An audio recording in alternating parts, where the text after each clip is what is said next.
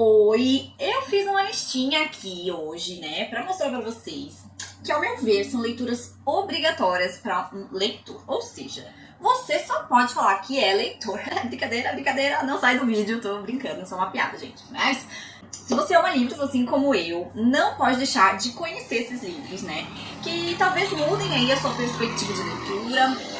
E que eu particularmente, assim, amei. Foi uma experiência de leitura incrível. Então, se você já foi com a minha cara, já se inscreve no canal, ativa o sininho aí da notificação, né? Pra gente bater um papo aí toda semana sobre livros.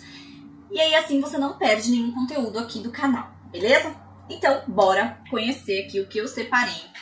Vem comigo que eu vou te mostrar sem mais delongas.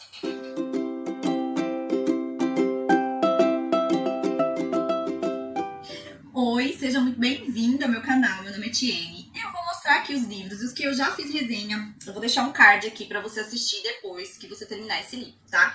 Eu sei que a maioria das pessoas leem os livros mais hypados, assim, tá tudo bem, né? Mas a minha intenção com essa listinha aqui que eu separei é que te leve além, são leituras que te levem além. São escritores que, através da escrita, eles conseguem tocar na gente, né, e fazer com que a leitura seja incrível e não arrastada, pesada, sabe? Uma coisa diferenciada, uma experiência, foi uma experiência muito diferente que eu tive com essas leituras e eu quero mostrar aqui pra vocês esses livros. Obviamente que eles não agradam a todos, mas, né, com base no que eu achei desses livros, eu espero que você consiga ter também uma boa experiência de leitura aí e talvez te apresente algo diferente, inusitado aí do que você tá acostumado, né, ou não, talvez você já conheça também. O primeiro que eu separei aqui foi esse, do Mia Couto, né? Ele se chama Antes de Nascer o Mundo.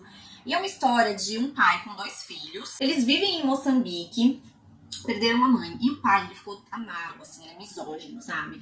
E acabou levando os filhos pra um local distante, que eles chamam de Jerusalém, porque é uma terra, assim, de ninguém. E o pai, ele leva né, essas crianças pra lá, numa tentativa, assim, desesperada de que eles esqueçam o que passou no passado. Mas é uma tentativa vã e tem uma mistura, assim, de loucura, delírio. De certa forma, é uma maneira, reflete, né, uma força, uma tentativa de sobrevivência mesmo, porque é uma vida muito difícil. É um romance tradicional, né, muito intenso, e eu tenho certeza que vai te tocar na alma, assim como tocou na minha alma. Ele não é um romance de casalzinho, sabe, é um romance mais tradicionalzinho. Aí também separei aqui esse, que é Elegância do Ouriço, e eu vejo pouca gente falando desse livro aqui, eu vou ser muito sincera com você, a primeira vez que eu li, eu não curti muito o livro e eu abandonei a leitura. O começo, ele é bem lento, assim, de desenvolvimento, sabe? Mas a segunda vez que eu peguei e eu avancei na leitura, eu entendi o porquê que é mais lento e por que é mais devagar esse começo, que ele desenvolve bem o personagem, eu não consegui mais largar, sabe? Esse livro, ele vai falar, né, de uma zeladora num prédio da França e que ela é super culta, assim, e desenvolvida, mas ela esconde isso de todo mundo. Então ela tem uma TV lá, que ela liga na sala, ela deixa ligada na sala no canal esdrúxulo lá pra fingir que ela tá assistindo e vai pro quarto e pega livros super cultos pra ler, sabe? O gato dela chama Leon, né, que é um personagem de Ana Karenina, um nome, inclusive, né, do Leon Tolstói. E ela entende de arte, sabe? Mas ninguém conhece essa essência dela. Só a Manuela, que é uma diarista lá do prédio, e que é a melhor amiga dela, e sempre vai lá pra tomar um chá com ela. Então a Manuela conhece a verdadeira pessoa, a verdadeira essência dela. Os moradores desse prédio, eles são chiquérrimos e eles nem mal olham, sabe? À sua volta, assim. Eles levam uma vida precária, socialmente falando. São, tipo, sozinhos, solitários, sabe? Mas não tem as aparências, né? E nesse prédio tem uma adolescente de 12 anos, que ela é muito fora dessa realidade, assim, de rico. Ela é diferente de tudo, né? Assim, pensa por si e tal. E ela prometeu que quando ela fizesse 13 anos, se ela não tivesse encontrado um motivo de viver, assim, fora dessa bolha que a família dela vive, que ela ia se matar, ia botar fogo na porra toda lá, e é verdade esse bilhete. E aí chega um morador novo também, que é um senhor, e tem uma maneira peculiar, assim, de ver a vida. E essas histórias desses personagens se entrelaçam, assim, de uma maneira maravilhosa, gente. Eu indico demais essa leitura, assim, demais. É muito sensível, é muito, muito legal mesmo. Separei aqui também, né, um mais moderninho, pra não só te indicar coisa velha, né, da idade, assim, antiga. É A Vida Invisível de Ed La Rue. É uma fantasia que tem uma escrita, assim, muito, muito diferente de tudo que eu já vi, né? A gente vai conhecer aqui a Ed, que é uma menina de 23 anos e que também vive na França, só que lá em 1714, né? Uma época antiga, que ela precisava casar, constituir família, né? Esses pensamentos meio retrógrados, assim. E aí, mediante essa imposição da família dela, que queria que ela casasse, ela fica desesperada.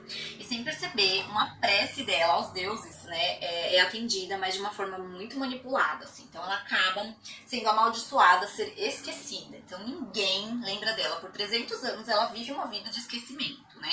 Até que um dia alguém lembra, né? Fala o nome dela e tudo e lembra dela. Eu achei inteligentíssima a trama. Eu amei, assim. Amei a maneira como a autora descreve os acontecimentos, né? E eu amei a perspicácia da personagem principal, da protagonista. Esse livro ele divide muitas opiniões, mas eu gostei demais, assim. E eu indico. É o tipo de leitura intensa, sabe? Profunda, que eu li, que eu gosto e eu favoritei, tá? E esse livro aqui que eu separei é o meu segundo preferido da vida, mas é outro também que divide opiniões, né? E eu sou absolutamente apaixonada por essa história, que é mais uma história de vingança do que de amor, juro, gente. Eu não gosto de romance, é sério.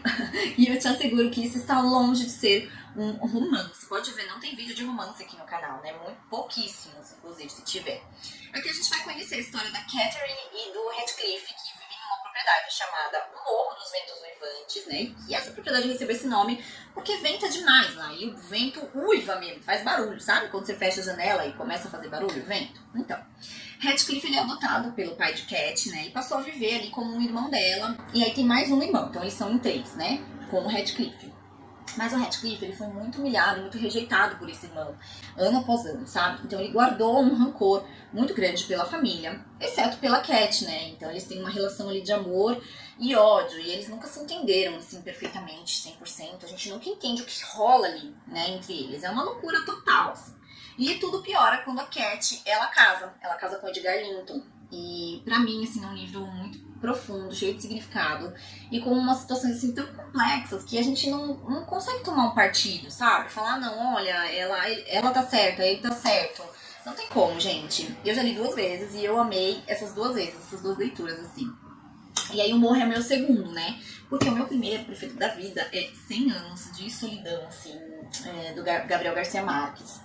E assim, é inexplicável. Eu já li 2 vezes também e eu quero reler em breve, porque é maravilhosa a sensação de leitura, sabe? Não tenho palavras pra descrever o que eu sinto por essa obra, assim. O Gabi, ele trabalha muito com realismo fantástico, né? E aqui a gente vai acompanhar 7 gerações, ou seja, 100 anos de uma família chamada Buendia. O Gabo, ele brinca muito com... Ele faz alusões, assim, com coisas fantásticas, sabe? Ele fala de uma peste da insônia, onde ninguém conseguia dormir, e tem tapetes voadores. Tipo, coisas que acontecem mesmo. Essas coisas acontecem de verdade, né? Então tem um toque de realismo, aquele fundo de... Meu Deus, olha só a ligação disso com esse sentimento, olha só essa situação, sabe? É inexplicável, assim. Porque ele não simplesmente joga essas coisas, tem sentido. Ele ganhou um Nobel, né, com essa obra. E só o que eu posso dizer pra você é leia, tá? E aí eu vou pegar um aqui que vocês vão falar... Ah, Fitiene, que antigo, meu Deus, que é careco, né? Mas eu decidi pegar porque eu tenho certeza que você, assim como eu, quando você era lá adolescente, né, no ensino médio, você foi obrigado a ler e você não gostou. Pois é, eu li, quando eu era adolescente, esse livro. Minha edição tá bem velhinha, né? Mas eu li um do meu irmão mais atual, que é da editora Globo. E eu reli, eu não gostei dele. E eu reli, né, ano passado. E é muito legal, assim, a confusão mental que o autor cria, que ele brinca com a nossa inteligência, sabe? Pra quem não sabe, esse livro é escrito em primeira pessoa. Então dá pra manipular muito a informação aqui, que a gente só vê um lado, né, da história. E a gente vai conhecer a história do Bento Santiago, que é o Dom Casmurro, e da famosíssima, clássica e atual Capitu. É o famoso traiu ou não traiu, né? Vejam o vídeo aqui de resenha, porque lá eu conto a minha percepção, tá? Sobre o traiu ou não traiu. Eu me posiciono sobre isso. Eles se conhecem desde a infância, né? Se apaixonam. Mas a mãe do Bento faz uma promessa de que ela vai mandar ele pro convento numa determinada idade aí. E ele vai precisar ir, porque é promessa dela, né? E assim se desenrola a história. E eu achei de uma genialidade essa escrita, porque o Machado, tem horas que ele conversa com o leitor, sabe? E tem umas partes que ele solta assim, ai, você, querido leitor, não pare de ler agora por causa disso, sabe? Então é muito bom mesmo, a leitura flui assim que nem água. E aí, por fim, né, eu separei esse que eu li recentemente, olha, gente... Eu me apaixonei por esse livro, assim, a menina que roubava livros é uma história que se passa numa Alemanha nazista, né?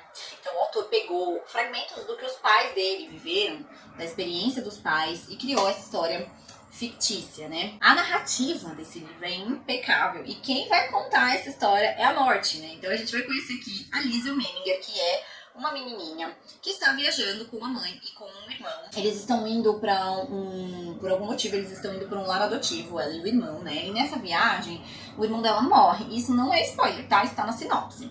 E a Morte tem o primeiro contato com a Liesl e passa a acompanhar a vida dela e narrar a história dela desde a infância aí. Então o livro ele traz uma perspectiva dos cidadãos que viveram nessa época na Alemanha nazista, né? Das dificuldades deles, do tudo que eles passaram, de tudo que eles sofreram, né? Tiveram que se submeter, faltava comida, porque tinha racionamento de comida, né? Inclusive a família adotiva da Liesl, que é uma família maravilhosa, abriga um judeu no porão, isso também não é spoiler, tá na sinopse. E a Morte vai narrando a relação da Liesl, que nessa época tem 10 anos, né, com esse judeu. É uma história sensível, emocionante, é intensa demais e eu acho que é muito, muito necessário, sabe? Eu acho que todo mundo deveria ler pelo menos esse livro uma vez na vida, assim, pra falar que, ai, gostei ou não gostei, porque quem gostar vai se apaixonar. Preciso até fazer uma resenha completa dele aqui, porque eu sinto a necessidade de falar, a chaminha tá ardendo aqui, sabe? Preciso falar sobre ele, porque ele me tocou, assim, verdadeiramente. E foram essas, né, esses livros aí que eu selecionei, foi essa seleção. E aí me conta nos comentários se você conhece algum dessa lista, se você ficou com vontade de ler alguns, né, dessa lista. Deixei os cards aqui com as resenhas que já tem aqui no canal, são sem spoilers. E os vídeos que tem spoiler eu aviso, tá? Então não se preocupe aí de ser pego desprevenido. Então eu agradeço você que ficou comigo até o final desse vídeo, muito obrigada e até um próximo vídeo.